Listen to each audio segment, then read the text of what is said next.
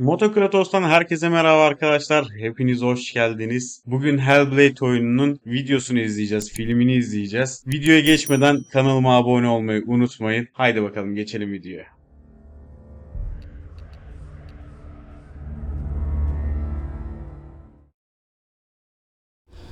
Stormy seas and lost souls. Who is it? She's dreamt of this before. It's coming. Is it? Is it? Is it? They say dreams are visions of our memories, thoughts and fears, as seen by our inner eye.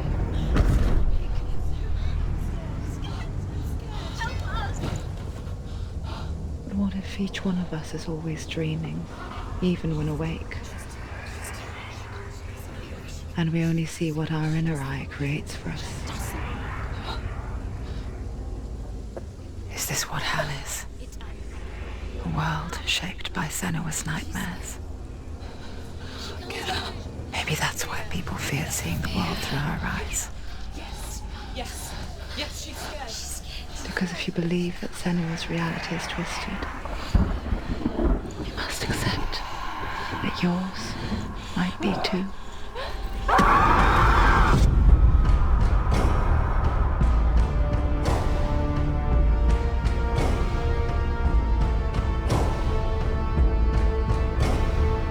Hellblade: Senua's Sacrifice is a video game about Senua, a Celtic warrior on a vision quest into Viking territory.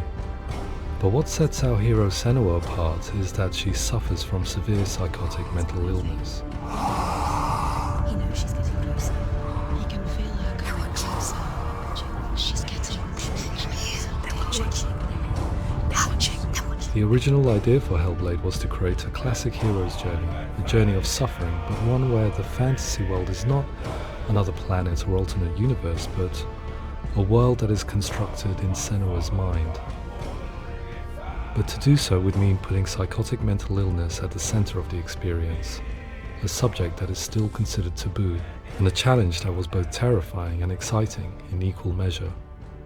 In Hellblade, the starting point was a newly discovered Celtic goddess called Senua in Ashwell, Hertfordshire. When first discovered, her name was thought to be Senua, a name which I liked and kept. I wondered if Senua might have been a Celtic warrior like Boudica who stood up to the Romans. While the Romans had conquered all of Europe, there was a group of Celts up in the furthest reaches of the Roman Empire that could not be conquered, the Picts. And so the Romans built a wall, called Hadrian's Wall, that spans across Britain from sea to sea to keep the Pictish barbarians at bay.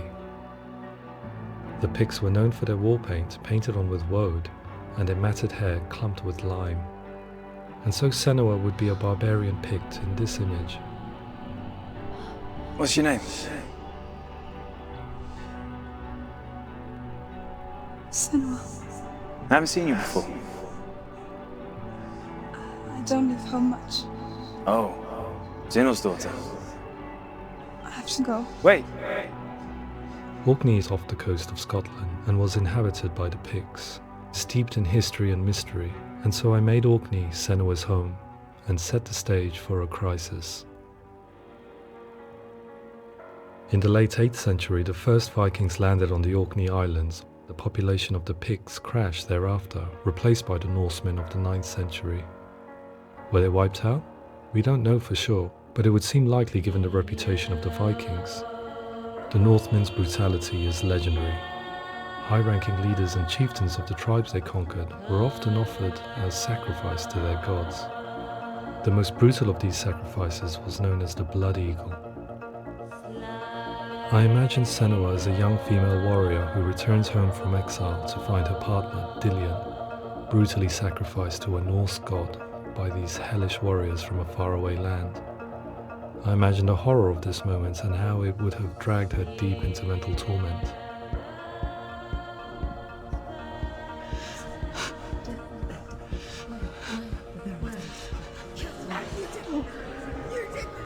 No!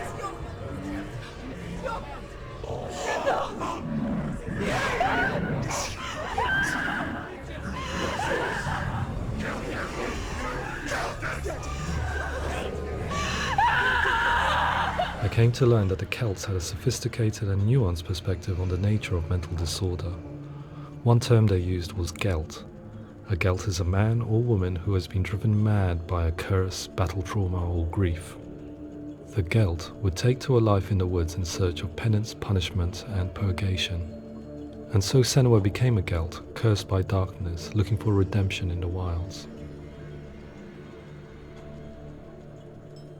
Another word the Celts used in reference to mental disorders was truth, meaning fool, or liar, one who utters the words of God. They tell of the mad sinner who flees battle into exile and takes on a beastly nature, growing feathers on his body.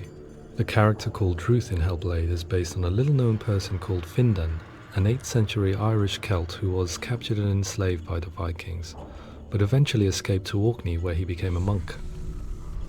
I will tell you my stories of hell, if I may walk with you. Upon meeting Senua, it would be his stories that fuel her quest deep into their world of gods. The Northmen say the world will come to an end. The sun will grow black, the earth will sink into the sea, the stars will disappear, fire and water will meet, flames will play against the sky, the heavens and earth and all the world will be burned, all the gods will be dead, and the warriors of Valhalla and people everywhere. Senua, prepare yourself for Ragnarok, for it is nigh. So the stage was set for a new adventure, a journey into the Norse underworld called Hell, a vision quest fueled by madness and myth, a fantasy that was created by Senua's own mind, and one that we would experience through her eyes. This is your mission. This is your quest. There is nothing else left. To make a game about a warrior with psychotic mental illness as its central theme was fraught with danger. Mental illness, such as psychosis, is still taboo and rarely acknowledged in a century of cinema, never mind the new medium of games. Where it does feature, it often conflates psychosis and psychopathy associated with a lack of empathy. It is unfortunate that these two words sound so similar that they are used interchangeably in media. I must admit that I didn't have to look very far to discover my own ignorance of the subject. So we reached out to Paul Fletcher, psychiatrist and professor of health neuroscience at University of Cambridge. Psychosis is a descriptive term, and it refers to having a loss of contact with objective reality. So it's characterized by two main sets of symptoms. One of them is hallucinations, where somebody experiences perceptions when there is no actual objective thing out there to perceive. You're already dead. Who are you? And the other is delusions, where somebody comes to very often bizarre, unpleasant, frightening beliefs when there's no good evidence in favor of them. There's no doubt about it. The source of the darkness is in Helheim. And the goddess Hela holds his soul there. We reached out to Welcome, a biomedical research charity that spends billions on research and awareness programs aimed at improving health. Mental health hasn't always been presented in the media in a way that is particularly helpful. It can be challenging to engage people with the subject matter, and there are a lot of preconceived ideas about mental health, and particularly schizophrenia and psychosis. So we hope our support allows the team to continue to collaborate with Paul Fletcher and with those who have experience of psychosis to create a game that provides a fresh perspective on the condition and allows audiences to engage with it in a way that just wouldn't be possible in any other medium. What started out as a brief consultation convinced me that we were only scratching the surface of an immensely deep and interesting subject that could enrich and change the very nature of the game. That's cool. Thanks so much for coming here. Pleasure. Thanks. It's really interesting for me, and I'd love to be involved. It's fascinating. Absolutely. Our understanding of psychosis is still very much a mystery, and ways of treating it are still primitive compared to physical illness. After all, it is easy to see the pain and suffering caused by physical diseases or physical trauma. It is not so easy to see the mental suffering and trauma of severe mental illness. But what if we could find a way to see it? Games are capable of drawing you in for hours on end, playing the role of a character who is different from you, experiencing their perspective, and actively involving you in a world that functions with a different set of rules. That voice is not a command. Use that voice. Calls you to your death. It's an evil voice. If we were to represent Senua's psychosis, we would have to simulate voice hearing, a common attribute. But how can we simulate something we have no first-hand experience of? Professor Charles Fernyhough, a leading expert in voice hearing from Durham University, offered his help. Hearing voices is an experience that is usually associated with severe mental illness, and crucially we know that hearing voices is a part of ordinary life for many people who don't meet the criteria for mental illness. Yeah. Oh, that's not him in real life. We know voices vary according to where they appear in space. Voices can appear far away in the distance, they can appear right there in your ear, they can seem to be coming from inside your head. Based on the information Professor Fernie Ho provided, I put together a sound brief and invited some actors to the studio. We recorded the actors using a binaural microphone, which records the 3D spatial position of sound, replicating the way sound is heard by human ears. It gives you an incredible sense that the person you are listening to is right there beside you. Can't see how she's going.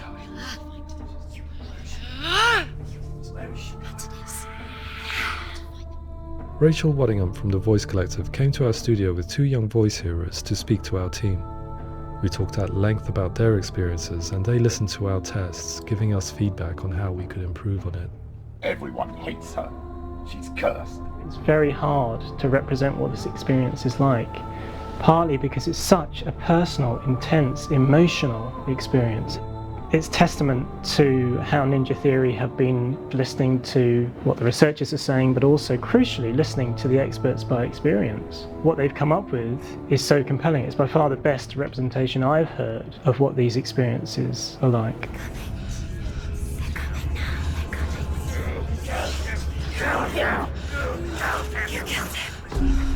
Other common attributes of psychosis are visions and flashbacks. We met with Recovery College East, who work with and care for people recovering from severe mental disorders. A group of service users gave us their first-hand account of what they experience. Sometimes when the visions or what we're seeing is too much, we become small until eventually we practice don't see anything. The people we spoke to, the stories they told, were fascinating, harrowing and mind-boggling. The reality of what people experienced was vivid, far exceeding what I could possibly have imagined. We went away itching to represent some of these visions and flashbacks in the game. As we all know, my heart is so, love is so far away. Don't you know how I wanna feel deeper? I could never know how you grow, all these days are killing me. Now I see deep in me insanity does unfold. I just wanna feel deeper, deeper. I just wanna feel deeper, deeper.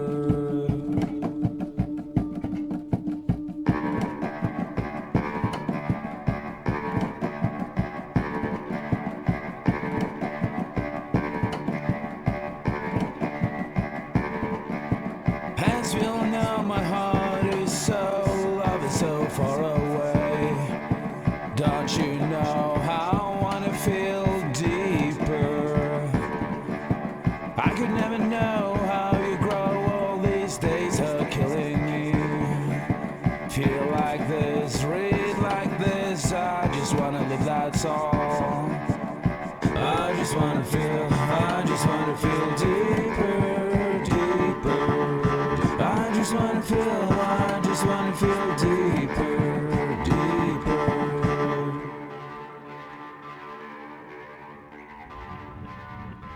To refine our work, we continue to hold meetings with Recovery College East over the course of a year and a half, showing them what we had achieved so far and refining the in-game representations based on their feedback. With their help, flashbacks, visions and changes in perception were woven into the story and gameplay of Senua. The students that are involved in this project are incredibly excited about being involved. They have described the experience as being important because it values their lived experience and shows that despite what we have been through, all of that experience becomes valid, that actually it's something that we should all be talking about. The experiences described range from beautiful to frightening beyond comprehension. I heard of a girl who has to live with an angry voice screaming at her, slamming on her doors and walls 24 hours a day. I met someone who would often see hanging corpses in a room, so real that she would sometimes try to rescue them. The panic and fear that comes with such visions is entirely understandable, and it can be a living horror for some. Worthless. Weak, pathetic. Go on. Feel sorry for yourself, because there is no one left to do that for you. I was urged by one fellow that we should not shy away from showing this horror, and so I was perpetually torn in making Hellblade. Had we gone too far with our representations, or not far enough? Broken and lost. Just like your sword. Come on.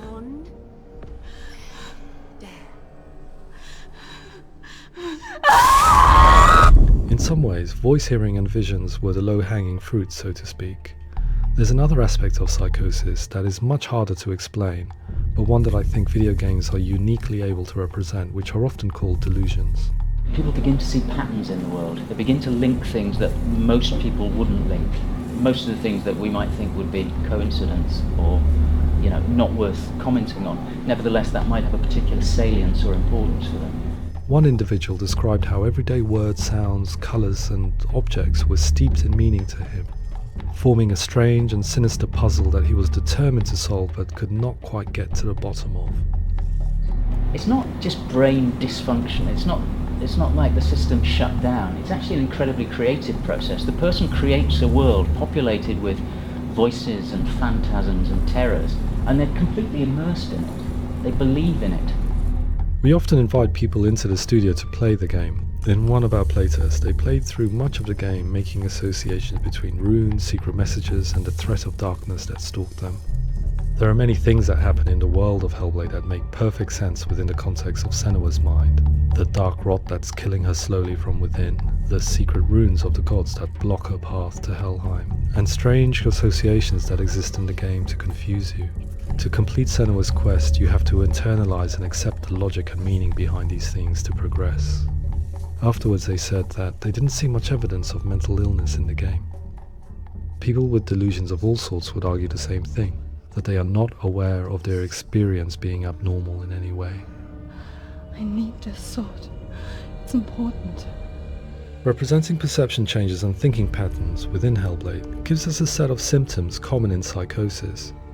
But people with lived experience were keen to emphasize another point, that it is wrong to define a person by their symptoms. Quite often, the illness comes not from the symptoms, but from the stigma, isolation and mistreatment that comes about from the rest of society.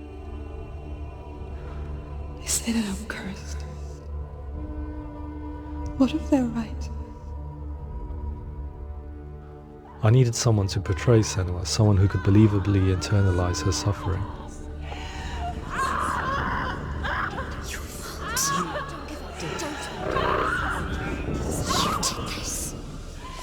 Melina Jurgens, our video editor, had been a stand-in for Senua over a few months while we perfected our motion capture techniques. Without realizing it, she had already auditioned for the role, and I knew her well enough to know that I didn't have to teach her to act, but to relive her own internal pain. As often is the case, those who have suffered mental anguish are never far from us.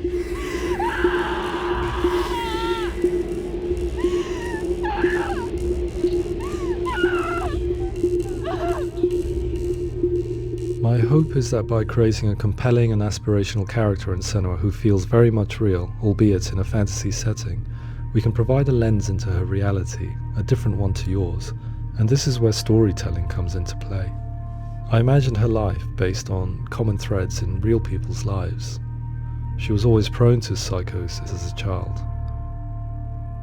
Her mother Galina also heard voices and had visions, so perhaps there was a genetic aspect. Or perhaps it was cultural, as she lived within a world without science, of gods and superstition, as exemplified by her druid father Zimbal. Psychosis developed in her late teens to early 20s and was exacerbated by stigma and isolation at the hands of the clansmen and her father. This darkness. It's spreading. The trauma of seeing her lover Dillian sacrificed tips her over the edge, making her remodel her reality around a concept that connects everything: the darkness. So the question, is what Senua experiences real? Can only be answered by saying, yes, it is real. It is her reality. All of her suffering will have been for nothing. It's just a matter of time.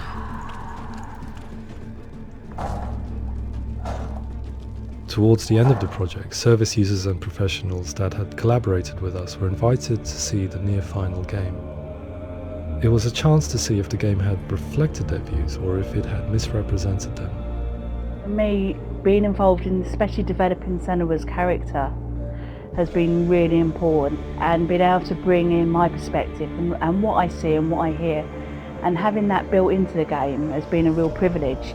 It's gritty and it's meaty, and there are some tough subjects in there that are being tackled with honesty.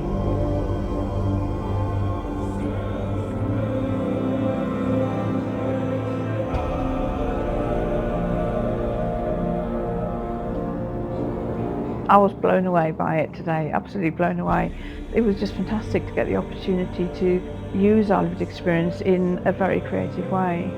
There's nothing tokenistic about the work we've put in. It feels like we've been listened to, things have been taken on board, and I think there was a lot of realism in the game itself, and it feels very authentic.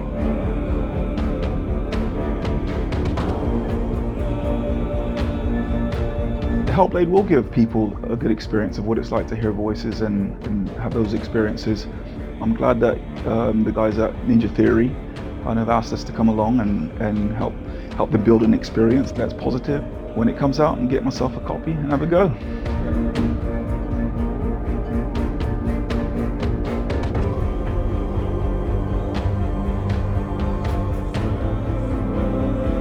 I think all the way through I was really inspired by how the conversations have translated into the game in a way that I think I didn't imagine was possible. So wonderful, really wonderful.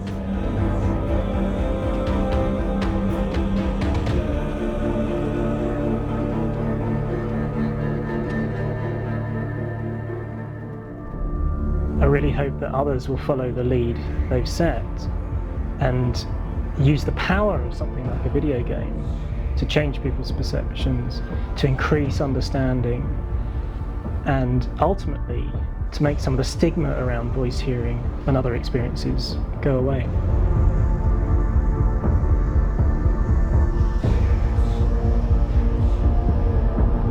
For me, it was really exciting to see something that I explore scientifically being represented so beautifully in a character who's trying to penetrate the mysteries of the environment in which they've been placed, with all of this strange uncertainty and noise and conflicting information that they're getting. I'm very excited by this way of trying to represent mental illness, because I think it actually might be offering us insights that we wouldn't get from pure scientific explorations, and actually giving us quite an empathic view of what it might be like.